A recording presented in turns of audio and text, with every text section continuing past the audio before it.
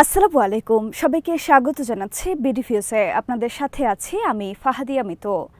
বাংলাদেশ যেদিন স্বাধীনতা দিবস উদযাপন করল, সেই একই দিন অন্তর্বর্তীকালীন সরকারের প্রধান মোহাম্মদ ইউনূস উচ্চ পর্যায়ের সফরে চীনে যান।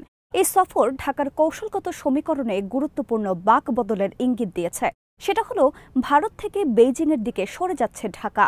এই সফরে তিস্তা নদী প্রকল্প নিয়ে গুরুত্বপূর্ণ চুক্তি হয়েছে মংলা বন্দরের সম্প্রসারণ নিয়েও। এই চুক্তিগুলো ভারতকে বিশেষভাবে ভাবিয়ে তুলেছে। বিস্তারিত থাকছে হায়দার সাইফের প্রতিবেদনে।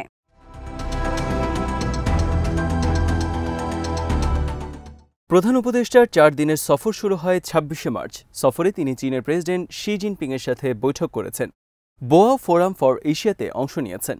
এই ফোরামকে আঞ্চলিক কূটনীতি ও অর্থনৈতিক সহযোগিতার বিষয়ে চীনের অন্যতম গুরুত্বপূর্ণ প্ল্যাটফর্ম হিসেবে বিবেচনা করা হয়। বাংলাদেশের 54তম স্বাধীনতা দিবসও একই দিন উদযাপিত হয়েছে। এই দিনটি পাকিস্তান থেকে স্বাধীনতার জন্য যে রক্তক্ষয়ী যুদ্ধ হয়েছিল সেই স্মৃতি মনে করিয়ে দেয়। এই স্বাধীনতার লড়াইয়ে ভারতের সহায়তাও পেয়েছিল বাংলাদেশ।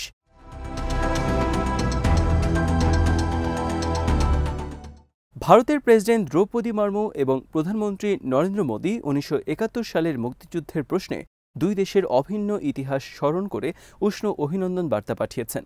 কিন্তু বার্তা যখন বাংলাদেশে পৌঁছেছে, ডক্টর ইউনূস তখন 4 দিনের সফরে হাইনান পৌঁছে গেছেন। সফরের আগে তিনি বলেন, এই সফর চীন বাংলাদেশ সম্পর্কের ক্ষেত্রে নতুন অধ্যায়ের সূচনা করবে। সফরকালে ইউনূস সাংবাদিকদের বলেছেন, চীনকে যাতে আমরা ভালো বন্ধু হিসেবে বিবেচনা করি সেটা খুবই গুরুত্বপূর্ণ। তিনি বলেন, বহু বছর ধরেই আমাদের সম্পর্ক যথেষ্ট শক্তিশালী, আমাদের ব্যবসা শক্তিশালী, আর চীনের সাথে সহযোগিতা থেকে আমরা উপকৃত হয়েছি।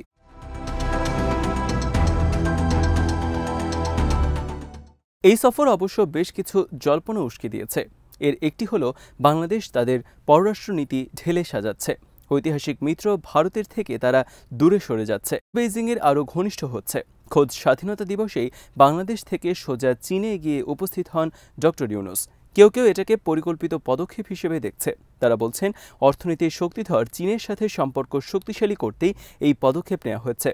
তবে ভারতীয় বিশ্লেষকরা মনে করেন, ভারতের সাথে সম্পর্কে টানাপোড়েন থাকলেও সেদিকে নজর দেওয়া হয়নি।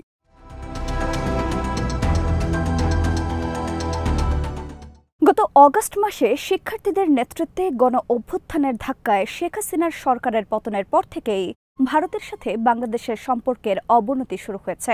দিল্লি দীর্ঘ সময় ধরে হাসিনার মিত্র ছিল। তার প্রশাসনকে দিল্লি পৃষ্ঠপোষকতা দিয়েছে। গুরুত্বপূর্ণ প্রকল্পে ভারতের অংশীদারিত্বের প্রতি হাসিনা প্রশাসনের পক্ষপাতিত্বও ছিল, যেমন তিস্তা নদী পানি বণ্টন নিয়ে $1 বিলিয়ন চুক্তি। কিন্তু ইউনূসের অন্তর্বর্তীকালীন সরকারের মনোভাব আলাদা। এই তিস্তা প্রকল্প থেকে এখন ভারত মাইনাস হচ্ছে। এর সাথে এখন চীনা সহযোগিতার বিষয়টি যুক্ত হচ্ছে।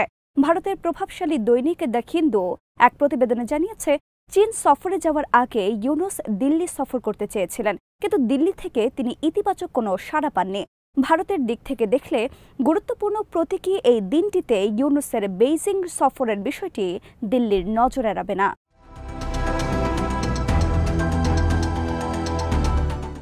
লন্ডন ভিত্তিক রাজনৈতিক বিশ্লেষক ও লেখক প্রিয়জিৎ দেব সরকার মনে করেন, অধ্যাপক ইউনূসের এই সফরের পেছনে গভীর কৌশলগত কারণ রয়েছে। দিল্লি এর আগে বাংলাদেশে হিন্দু সংখ্যালঘুদের বিরুদ্ধে কথিত সহিংসতা নিয়ে উদ্বেগ জানিয়েছে। তাদের নিরাপত্তা নিশ্চিত করতে এবং আইন শৃঙ্খলা পরিস্থিতি বজায় রাখার জন্য ঢাকার প্রতি জোর দাবি জানিয়েছে তারা। বাংলাদেশের পক্ষ থেকে ভারতীয় মিডিয়া বিভিন্ন সময় এসব ভিত্তিহীন অভিযোগের জবাবও দেওয়া হয়েছে। পরিহাসের বিষয় হল, ভারত এমন সময় এসব অভিযোগ করেছে যখন মুসলিমদের বিরুদ্ধে ভারতের বিভিন্ন জায়গায় চরম বৈষম্যমূলক আচরণ করা হচ্ছে।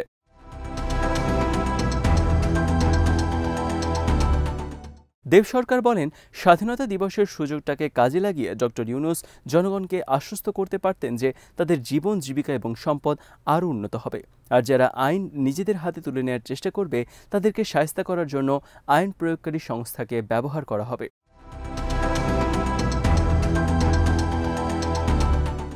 বেইজিংয়ের সাথে ঢাকার সম্পর্ক বৃদ্ধির বিষয়টি স্বাভাবিকভাবেই দিল্লির মধ্যে উদ্বেগের জন্ম দিয়েছে। ভারতীয় বিশ্লেষকরা বলছেন, চীনকে সাথে নিয়ে মংলা বন্দর আধুনিকায়নে বাংলাদেশের যে পরিকল্পনা এবং চায়না ইন্ডাস্ট্রিয়াল ইকোনমিক জোন গড়ে তোলার জন্য যে পরিকল্পনা, ভারতীয় কর্মকর্তাদের কাছে এগুলো বিশেষভাবে উদ্বেগের কারণ হয়ে উঠেছে। দেব সরকার মনে করেন, বাংলাদেশের তিস্তা নদীর কাছাকাছি ভারতের উত্তর পশ্চিমাঞ্চলীয় সীমান্তের কাছে চীনা সহযোগিতায় নির্মিত যে কোনো অবকাঠামো প্রকল্প এই অঞ্চলে ভারতের জন্য বড় ধরনের নিরাপত্তা চ্যালেঞ্জ তৈরি করতে পারে।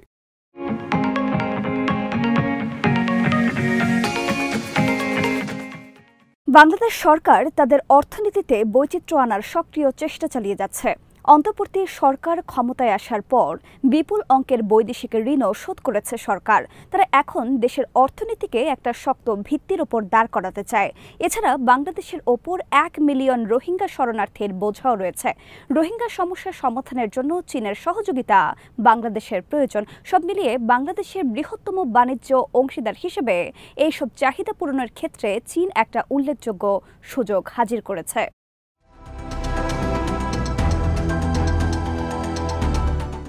ইউনূসের সফরের সময় দুই পক্ষ 8টি সহযোগিতা চুক্তি সই করেছে।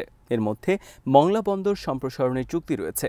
নতুন চায়না ইন্ডাস্ট্রিয়াল জোট গঠন নিয়ে সমঝোতা স্মারকও স্বাক্ষরিত হয়েছে। চীন এখনও বাংলাদেশের সবচেয়ে বড় বাণিজ্য অংশীদার, কিন্তু বেইজিংয়ের কাছে ঢাকার রপ্তানির পরিমাণ এখনও যথেষ্ট নয়। গত বছর দুই দেশের বাণিজ্য ঘাটতি ছিল $16.45 বিলিয়ন।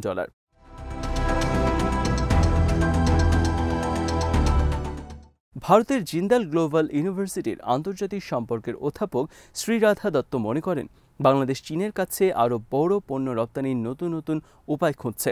তিনি বলেন, কৃষিপণ্য এবং অন্যান্য ভোগ্যপণ্য এই বাণিজ্য ভারসাম্য কমিয়ে আনতে সাহায্য করতে পারে। দত্ত মনে করেন, রোহিঙ্গা সংকট সমাধানের ক্ষেত্রেও ইউনূস হয়তো বেইজিংয়ের সাহায্য চেয়ে থাকতে পারেন। এই সংকটটি ঢাকার সম্পদের ওপর এবং আন্তর্জাতিক সম্পর্কের উপর চাপ সৃষ্টি করছে। এর প্রমাণ পাওয়া গেছে। চীন সফরের পর থাইল্যান্ডে বিমস্টেক সম্মেলনে মিয়ানমারের জান্তার পক্ষ থেকে জানানো হয়, 1,80,000 রোহিঙ্গা শরণার্থীকে ফেরত নিতে প্রস্তুত তারা।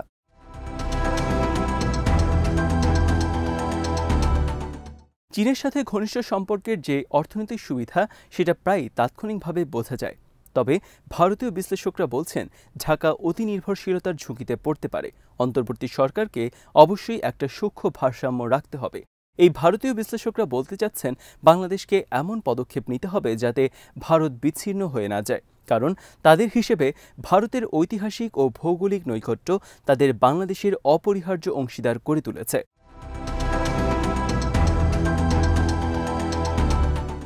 তিস্তা নদী প্রকল্পে চীনের অংশগ্রহণ ভারতকে বিশেষভাবে উদ্বিগ্ন করে তুলেছে।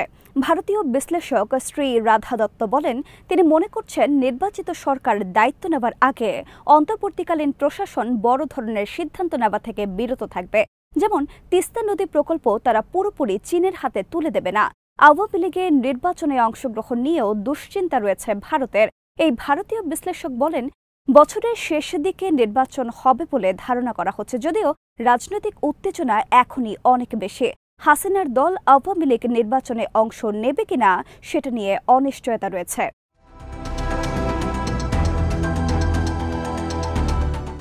তিস্তা নদী কৌশলগতভাবে গুরুত্বপূর্ণ বঙ্গোপসাগরে গিয়ে মিলেছে। ভারত ও বাংলাদেশ দুই দেশেই এই নদীটি দীর্ঘ সময় ধরে সেচ ও জলবিদ্যুতের গুরুত্বপূর্ণ উৎস হিসেবে কাজ করে আসছে। অর্থনীতির পাশাপাশি এই অঞ্চলের পরিবেশ রক্ষার ক্ষেত্রেও এই নদীটি গুরুত্বপূর্ণ ভূমিকা রাখছে।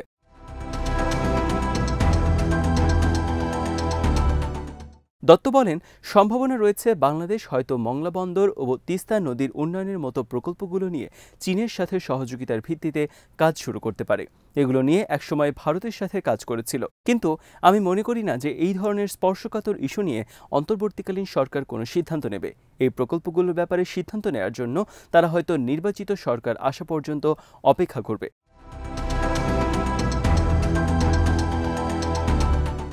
তবে চীন সফরে নদী ব্যবস্থাপনা নিয়ে দুই দেশ একমত হয়েছে। সম্ভবত চীন তিস্তা প্রকল্প বাস্তবায়ন কাজ দ্রুত শুরু করবে। এখন পর্যন্ত মোহাম্মদ ইউনূসের চীন সফর পরিষ্কার একটা বার্তা দিয়েছে, সেটা হলো ঢাকা তার বিকল্পগুলো খোলা রাখছে। কিন্তু ভারতীয় বিশ্লেষকরা বলতে চাচ্ছেন যে যেই অঞ্চলে ঐতিহাসিক নানা দ্বন্দ্ব আর কৌশলগত প্রতিদ্বন্দ্বিতা রয়েছে, সেখানে একই দিকে খুব বেশি ঝুঁকে পড়ার মূল্য বাংলাদেশের জন্য যথেষ্ট বেশি হতে পারে।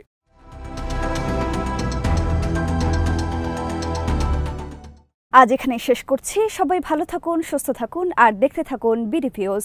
চ্যানেলটি ভালো লাগলে সাবস্ক্রাইব করুন, সংযুক্ত থাকুন আমাদের ফেসবুক পেজে। আল্লাহ হাফেজ।